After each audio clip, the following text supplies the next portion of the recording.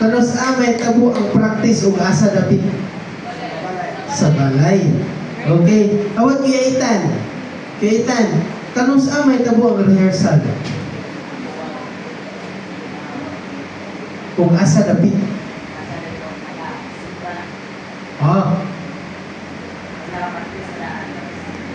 Very good. When we say rehearsal, mahitabo na diri na sa church. Ang practice, mahitabo na sa balay. Ang sipra is part na sa practice. Kaya ang sipra, muna nang gitawag na magamit ang headset, magamit ang internet, mag-search na rin sa course, ang sinagan na rin. Sipra, that is part of individual practice. And what we do in church is rehearsal. Now, nalang ko'y hangyo. No? Kaya na-mention, usa sa akong nakita ganina nga nindot kaysa PPT ni Ginong Biblis, katong hantol, katong bitaw nag-isgot o about taking care of kanakwan. Instrument is our tool for worship. Diba? Now, ginsa karon ang na-assign sa drums, guitar, keyboard, bass, atong panikamutan niya, trapo-trapuhan dito siya. Even worship leaders nga matrain karon, microphone ninyo ang assignment. Nang tao na microphone din, murag kita yan naman ang ito. Murag labs niya, kita yan yung laway na ito. Sa gitar, trapo-trapo ta. And sa sunod nga, next Saturday nga mag-practice ko diri. Panikamutan na ito ang drums kaya nilangitan hawason na ito isa-isahon ng tangtang, isa-isahon ng trapo. Same goes sa uban instruments. Okay? So, na nakuha? Boys, na nakuha? Sige, yun sa para sa inyo ang preparation. When we say preparation, importante ba ang preparation? Dili. Anong importante man? Para dili magkat, ibulaak. How about the tamboliners? Importante ang preparation, dili. Importante. Para kung sa stepping sa Sabado, mo stepping sa Domingo. Step to the right and step to the left. Okay, last na lang yun. This time, I'd like to request tanan drummers, kasi magtuon sa drums. Tanan nga mag-drums, dire mag-ingkod sa front. Char, pabulan, di ba? Yeah. Kasi gusto magtuon sa guitar. Guitar na yun. O dito sa guitar. Dito likod nila. Sa drummer. Likod sa drummer ang guitar. Kasi magtuon sa keyboard. Tansoy. Dari ka Tansoy. Pilain ang worship leading mo. Ang worship leader or kanong magkanta. Diyan na lang ka Tansoy. Sige, diyan na lang mo sa inyo nalingkuran. Sige. Last na nga topic guys. After na bulag-bulag na rin ta sa breakout sessions na to. Ipapokus na sila sa isang masa. At this moment now, i-finalize sa inyo ang gusto tunan. No? Actually, pwede na kita magtuon sa laylay tanan. Pero sa pagkakaroon, focus na sa isa. Kaya later on, abi ninyo, pag makasulod mo sa worship team, makapilun mo tanan promise. Ano na siya? Sige. Karon, our next topic kay kinahanglan nato ni matunan. Secular music versus Christian worship music. Isgutan na to unsa ang secular, isgutan ko na to unsa ang worship music, no? Kinahanglan ta makatuon kay pun pag kita mga Kristiyanon, kabalo na taon sa pag-identify sa secular worship music. Okay? And amin ninyo, swerte kayo mo mga batch ba? Di kami bita sa una, wala binihagi na ni. Dito may mura namin. Ikaw? Dito. Inana, rin tamo sa mga glory to God. Nagkuhan na, nag-progress. Okay, so Oh, ano sa naman yun? Ano di ko nito? Okay, now ato purpose nga nung ginahanglan natin isgutan no, is to guide worship team members on what music honors God and what may distract from worship. Again, no, guide worship team members on what music honors God and what may distract from worship. Then help team guard their hearts. Kinahanglan din nato i-guard ang atong mga hearts ha? And focus during preparation and service. Okay, now we're going to have a comparison table ha. Natin comparison table nato i-identify yun unsa ang secular o unsa ang worship. Okay? But first, let's talk about secular. Mayroon galing tag secular, it means the word secular means something that is not connected to religion. Or some other term, dili siya connected sa atong Ginoo. Secular. Now, simple meaning sa secular.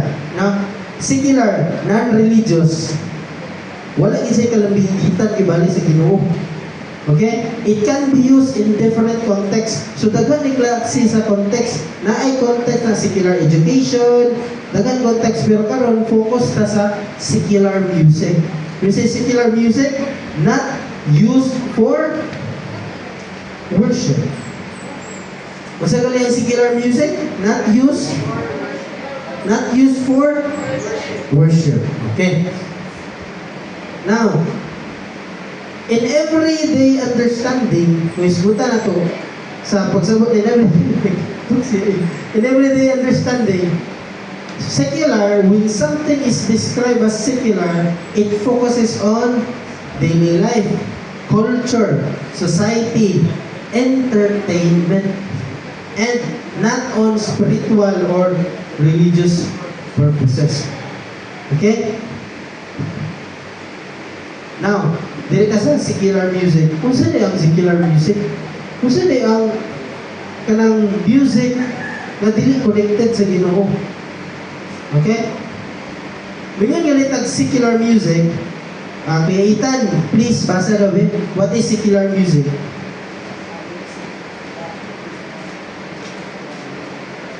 Amen. So when we say secular music, are music that is not connected to religion or worship. Okay? Now, dito sa worship music. Worship music ta. Unsa gali daw secular music? That is not used worship. Walay not connected in simple term. When you say secular music, not connected to worship music or sa Ginoo. Now, when you say worship music, music that is created and used to honor, praise, and connection and connect with God. Now again, music that is created and used to honor, praise, and connect with God. Amen. Agree ba mo na? Amen. Now, let's try to compare. Now, dili ta sa comparison table ta. Magsugod ta sa aspect secular music, Christian worship music. Sugod ta sa purpose. No, sa purpose comparison, ang purpose sa secular music is what? Entertainment. What is entertainment? At sa Facebook, entertainment, self-expression. Kalambigitan na ang self. Okay? When we say secular music, kalambigitan na ang entertainment. Self-expression.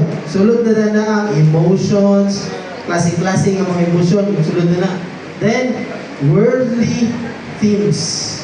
Again, kung may tag secular, not connected to God or not connected to any religion. Then, sa Christian or worship music, ang iya pong purpose is to, ato na mention kanina, glorify God, lead congregation in worship, edify faith. So nakafocus yun ang worship sa asa nakafocus? Sa Ginoo alone. Sa secular music, asa nakafocus? Pasikat yun.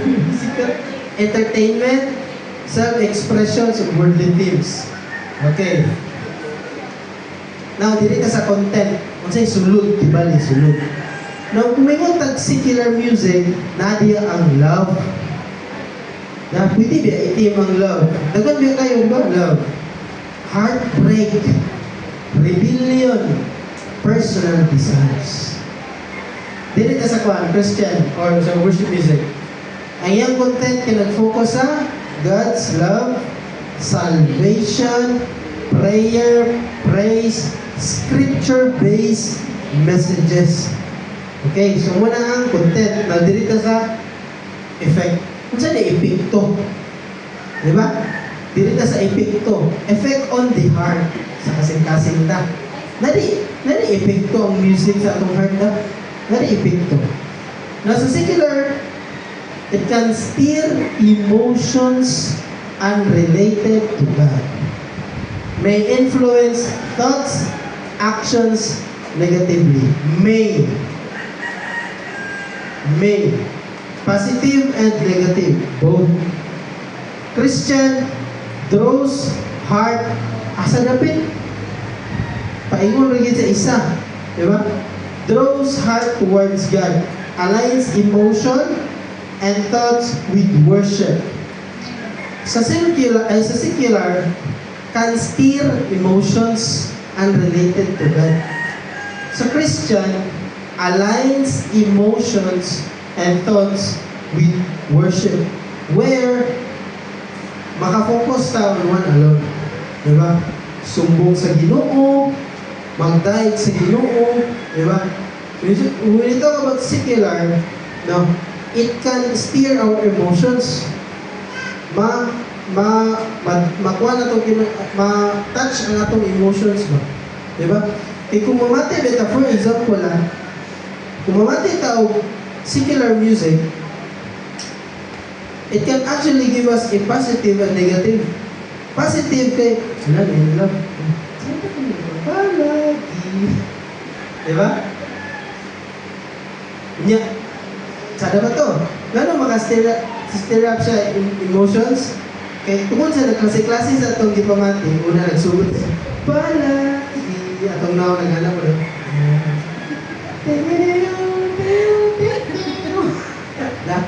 And then kinapalong naman ang palong. Isarap yun, lagi ka na mati.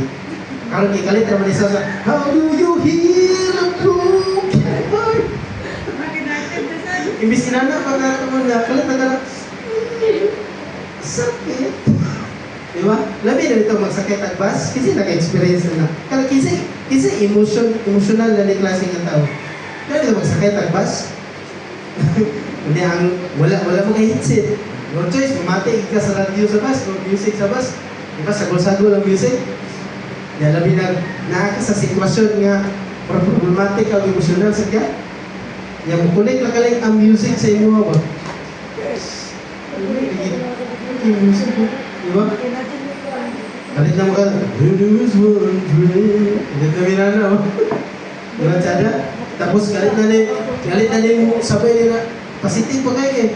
Kaya, love moves in mysterious ways. Ano ba? Sagulan siya sa, diba? Diba? Sagulan din sa ilan. Diba? Lahi yung emotion ang paingnan. Diba? Whereas kung pangginuotanan, bisag nagkalain-lain pa ng kanta, kapalo kita, ang ginoo lagi na ito. Focus kita sa ginoo. Muna ang kalainan sa secular o worship. Okay. Dirita sa use.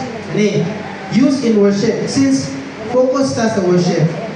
Kaya worship team man ta. Use in worship. No? Sa secular, kinahanglan din na to i-avoid during rehearsal in service. No, ako lang iklaro, no? Wala may verse na forbid sa ito o natin sa secular. kinahanglan ni ita mabinantayan. Okay, God wants us to be positive sa iyaha. But if we let secular influence sa ato negatively, maapektuhan nila yung spiritual life. Amen? O, kana lang. So, ano siya? Use in worship team. Avoid during rehearsal or service. Kung mahimo lang. Every na to practice or basta na ata sa church, kung mahimo lang, panikamutan niya na to, avoid dito sa secular music. Even me myself, panay, panikamutan na to. Okay ra? Panikamutan na to ha? Kung avoid ta. Basta makawid na sa ito instruments, panikamutan na to. Ha? Avoid ta during rehearsal or service. Dili ta sa Christian, sa ato as worship team. Primary material na to for personal devotion, practice, rehearsal, and leading worship, ang worship music. Amen? Ato ginang primary tool. Now, dili ta sa biblical guidance. Ato kita sa ato manual. Amen. Ato kita sa ato ang handbook as Christians. Anong kinahanglan natin ito na yung butang? Now, nagingon ang Philippians 4 verse 8, finally, brothers and sisters, whatever is true, take note, whatever is noble, whatever is right, whatever is pure, think about such things. Choose music that builds pure, righteous, and God-centered thoughts. Requirements na sa ito was worship team. Choose music that builds. Again, wala tagiditan, wala tagi-forbid. Okay? But, requirements na ito to choose music that builds pure, righteous, and God-centered. Labi na kung naata sa church. Amen? Okay ra? Okay, renta. In 1 Corinthians 10 verse 21, so whether you eat or drink or whatever you do it for the glory of God. Bisag unsa atong buhaton, bisag unsa i-specify yun whether you eat or drink or whatever you do, bisag unsa nga atong gibuhat do it for the glory of God. And since our purpose as worship team, as worship leaders, is to glorify God, di ba? Dito kita sa every song in worship must glorify God, not self or worldly things. Dito kita sa songs in worship nga mag-glorify ang Ginoo. Okay? Kita. Ephesians 5 verse 19. Speak to one another with psalms, hymns, and spiritual songs. Sing and make music from your heart to the Lord. Which means, worship music must be spirit-led and scripture-aligned. Bisan dito sa worship songs, bantayan na niya. Bisan sa worship songs, bantayan din na to ang scripture aligned. Kay naabiyay mga worship songs nga dili God-centered.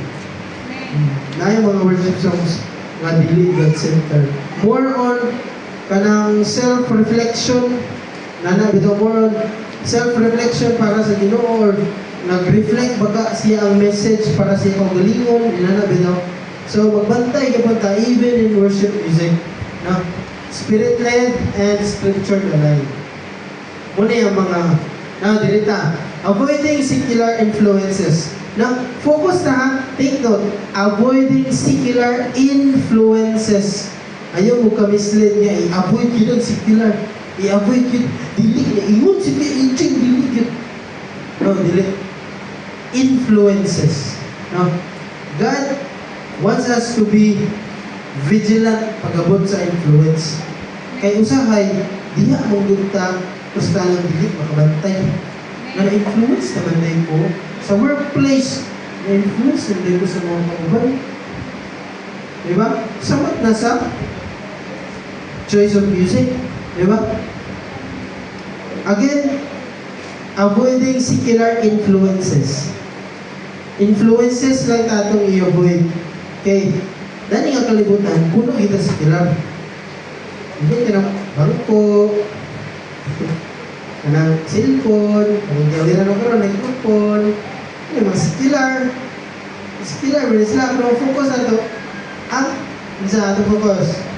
Influences. Kasi asa ta paingon, bantayan ka na ito influences. It can influence our hearts. It can influence ato ang gugma sa Ginoo. It can influence sa ministry. Or it can influence sa karakter na gihatag sa Ginoo sa tuwa. Kung unsa man itong gusto nga karakter na dapat naa sa tuwa, humility. Then, kung magpa-influence ta, tungkol kinadala na kita na influence ta, unsay mo puli sa humility. Unsay nahulugan ni Lucifer. Tungkol sa pride. Diba? So, na siya. Avoiding secular influences. No? Note sa influences. Oh, yun na sa tutlo. Tara. Warning niya siya ha. 1 Corinthians 15 verse 33. Do not be misled. Diba? Wala may giingon nga. Do not listen. Wala may giingon, diba? Ayaw pamati. Wala inanang giingon. Diba? Ayaw. Wala. Giingon, do not be misled. Bad company corrupts good character. Kung sa'yo gusto sa Ginoo sa ito, ahang dili gusto si Lord ani. Ha? Music with worldly and godly messages can weaken spiritual focus. That is why as Christians, we need to avoid secular influences tungod ani. Dili gusto si Lord na mawikin ang atuang spiritual focus. Una siya, gusto ni Lord na dili gusto si Lord. Okay? Practical guidance ta. Practical guidance. Okay? So, sa rehearsal, mention naman ni Queen Rubin Minina. Sa rehearsal, use only songs that edify the congregations. Guilty ko rin. But, at this very moment, nagtulong din mo sa tuwa. Dili lang, again, no, dili lang ni para sa inyo, para ni sa atong tanan. As part of the worship team.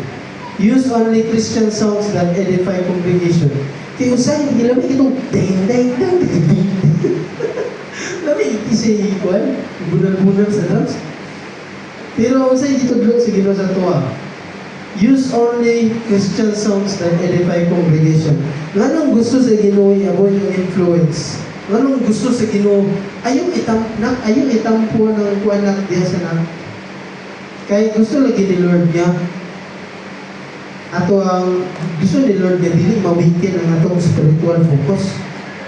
Ha? Kaya lagi we are made to glorify God. How can we glorify God if weak na atong spiritual focus? Diba? Nakafocus na lang ta sa mga butang na hindi dapat i-focus. Diba? Okay. So muna siya, focus on songs that prepare hearts for worship. As worshiper, part of our purpose or parte sa atong purpose is to lead people to worship God. Ato bang respond? Gusto sa Ginoo, nakita worshiper, mulit man ta sa mga tao nga mo respond sila sa Ginoo. Ana bitaw kita ang mulit sila. Munang gusto sa Ginoo nga sa ato pud kaugalingon as worship team, focus on songs that prepare hearts for worship. Amen. Ayan. Berita. Personal listening. Kaling. Personal listening. Sige nga. Be mindful of lyrics and themes. Walay gingon. Ayaw yun pamati isang lyrics and themes. Diba? Ang gingon, be mindful. which connects with avoid influence. Be mindful sa lyrics anthems. Bisan lagi sa Christian music, be mindful ta sa lyrics na gamiton. Kasi may mga lyrics nga dili na scripture based, na ay mga lyrics nga kuan ba? Dili God-centered, wala bitaw na igo ang Ginoo. Mas na igo ang self nga reflection, inana bitaw. Okay, avoid songs that conflict with worship values. Kanila yun, magbalikod kita na ni or wicked spiritual life. Sa service, no? Kani, ato gini pa ni kamuta na since kwanta ka ng barukta sa tuwang kuan integrity as worship team. Secular music is not allowed, okay mo? Sa practice diri sa church ba? Kana mo practice diri ta? Okay mo ani? Secular music is not allowed diri sa church. Nanata sa church. Okay ra mo? Narata sa church. Nya sa dihang nanata diri mo katag siyo na ang lahat. Ha? Di ba, lain lagi ato ba na-prepare ang mga tao para sa ginawa na? Or na-prepare na ito ito kung gilingon kayo? Nasa ka na lahat. Ha? Di ba? Kung mahimo lang, kung mahimo. Panikamutan na ito. Secular music is not allowed. All songs must honor God and align with Scripture. Balik kita na ni Batayo nun kayo. Nasa mali, kani, ato giling taon.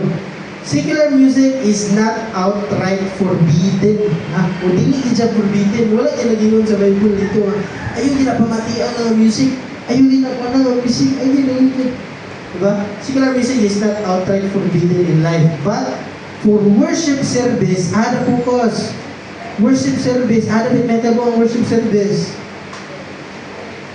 Ha? There is a church.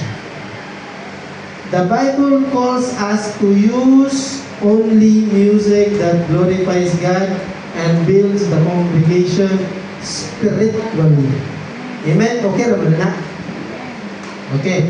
Worship leaders and team members must discern content and themes before including any song. You must be mindful sa tanang lyrics mo gawas. Kaya again, we are preparing the congregation to worship God and for ourselves nga, ma-worship na itong Ginoo. But we need to discern lyrics tanan din nga ato paningamutan to avoid influences. Okay? Okay, Preta. No verse explicitly forbids listening to secular music. Wala yung problema sa pagpamati. Wala yun. But the Bible does not say, thou shalt not listen to worldly songs. Diba? Wala yung naging walang Bible na music in itself is neutral. What matter is content and effect on your heart. Munang, kung sa may ginalantaw sa Ginoo sa ato kami, ato bang sa hina? Ato bang kagwapa, katambong kaniwa? Di ba ang heart? Unang gusto sa Ginoo nga bantayan gini na to kay maapektuhan lagi sa content sa itong ipamati.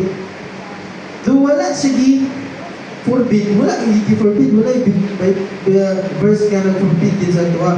Wala problema sa pagpamati. Focus na yun ka na ni kung si epekto sa mong kasing-kasing. Because dili mo din magsugod ang tanan sa heart. Dili din makapa-change tanan. Okay? So, panayta. Principles to guide Christians. Now, Philippians 4 verse 8, focus on what is true. Mahina, noble, right, pure, lovely, admirable. If secular music contradicts this, it is better to kung nag-contradict daning kani kamatuoran, noble, right, pure, lovely, admirable. Avoid nila. Diba?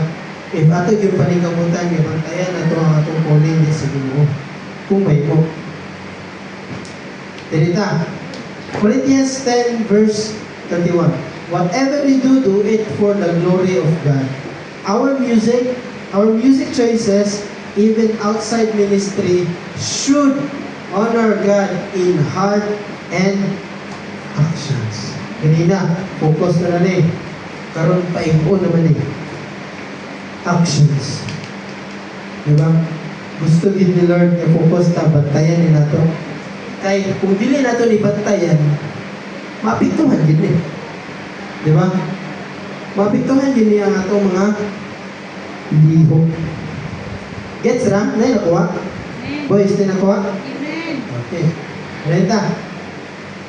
1 Corinthians 15:33. Bad company corrupts good character. Music with sinful themes can influence your thoughts or behavior. Na isang kanta nga, lamig ipamatiyon ng tuno ba tuno? Ito, sa ito pa ito, iya mo ito ni, ito, I'm saving all my love for you. Di ba, lamig, di ba? Ang verse na nalindot kayo, wala. Ang verse na nalindot, ang verse na nalindot kayo, o gabi na ang kanta. I'm saving all my love for you. Kung ato ba yun, love song naman siya. Yeah? Love song naman siya ba? Pero kung sakto na itong lyrics na nagparaasa din ang ikanta, o kang kinsa ng ikanta, kabit-kabit na nila niya eh. Yung talagang tawa, kita sa itong paglingon, nabi ka, hugas sa plato, nabi kayo hugas plato na yung music ha? Saving all my love for you. Nakikabit.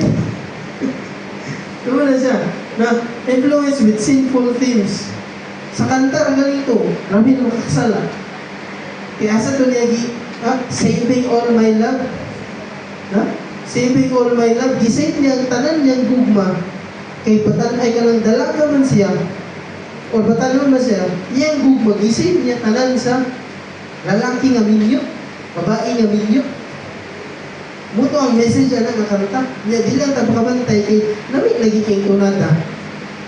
Pati na itong kanta nga, turn on the lights, close the door. Oh, I love that dress. Di ba? But you don't need it anymore. Asa siya nag-focus sa sex. Kita kabantay nga, sala naman yung dito niya. Pero kita Philippine, hindi kita to. Di ba? Kaya imot bata. Ato pa ikaw na, for you. Dapat yung hindi na lang. Sabay, may tagay sa tuno. Di ba, banta yun nun. Music with simple themes can influence your thoughts or behavior. Even though wala ni mo nasabtan ang lyrics, kilami kayong kunada, but pag dako ni mo, masabtan ni mo, na-influence na rin ko na tumagan pa. Diba? Isip na makulang para sa iya. Siya ang magilang ko eh. Siya ang ginawin niya. Kung siya nga, dapat nagulot sa natin ba? Hindi. Reta. Application na ta. Ang natin. Sige. Application. Personal casual listening. Okay? Ganito sa listening. Ganito pagpamatin yun. Bible, ato yun ibalik-balik. Bible does not forbid as long as it doesn't affect your walk with no, dagan kay paingnan na ni sa secular, dili lang sa music. Ato tadugo ng education. Kaya kita mga Kristohanon, pagabot sa education, update kita sa education, wala problema na gyud. Kay para man sa itong future. Pero kung pati ka na makaapikto na galing nani, diba? Focus na kita, biyaan na ito tanan, yung maapiktuhan din eh. Or ministry preparations. Actually guys, high school, may natinat hindi na promise.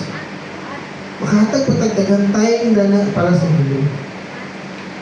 Kita naman din naghatag o problema sa mga mga busy mo ito, dagat kaya sa inyo na lang. Pero manageable hindi kayo high school life sa educational. Bantay lang kita. Public ministry, worship service. God must Music. Must be God-centered music only. Asa napit? Ang must be God-centered only? Ano ba ang worship service ko kay tamo? Kinahanglan ba nato tampuhan kung nato dire? Kinahanglan dire. Ang tampuhan nato dire sa saving all my life all for you. Ha? Dili. Amen. So, dapat tayo nasabtan. Kung saan man ang secular music. Non-religious music. Kung dili ka mag-focus sa music, what is secular? Entertainment, anything that does not connect to God or religious. Diba? So, man na siya. And, application sa personal listening, again, the Bible does not forbid. It's okay to listen. As long as it doesn't, dili lagi mo because it's okay to listen, ha? It doesn't affect, as long as it doesn't affect your walk with God. It means, it's okay to listen, but God wants us to be mature, to be vigilant sa itong ibumati, mabinantayon sa itong ibumati. And labaw sa tanan, avoiding secular influence. Kana lang. Huwag mayong hapon sa tanan. Muna gito siya. Salamat, Lord. Glory and honor together lang. So, muna tuwa-tuwang session.